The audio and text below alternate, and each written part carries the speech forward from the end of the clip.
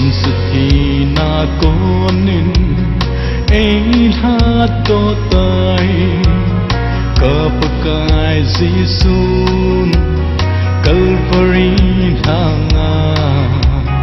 long thân thiên ta banga ahum ki ka chun ton son hin na lam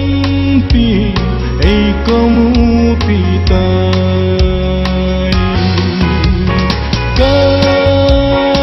pa chi o pa kai nei na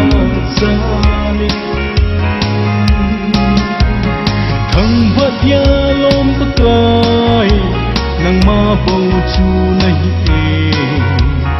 lâu pi lệ sa bo na ka hin pe o pa kai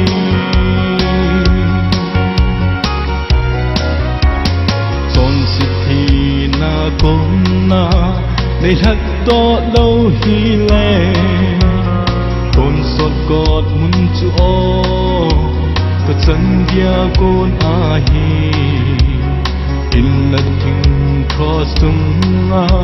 nei thak to ta chi chun tôn sót na vẫn câu lô đình chu ca hi tay ca pa chơi chi o pa kai nei na sa min thang vật ya lom pa kai nang ma bo chu nei lâu pi lệ sa bo na ka hin pe o pa kai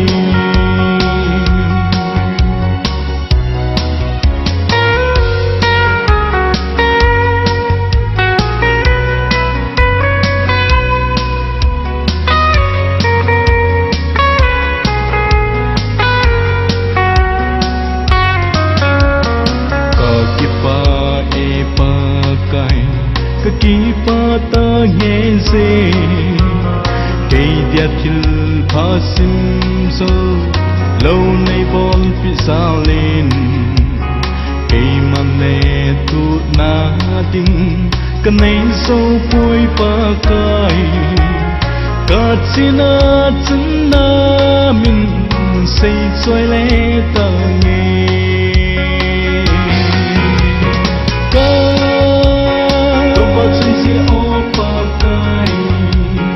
nei na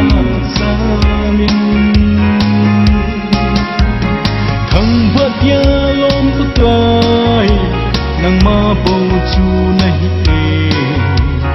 lâu pi lệ sa bo na ka hin pe o pa kai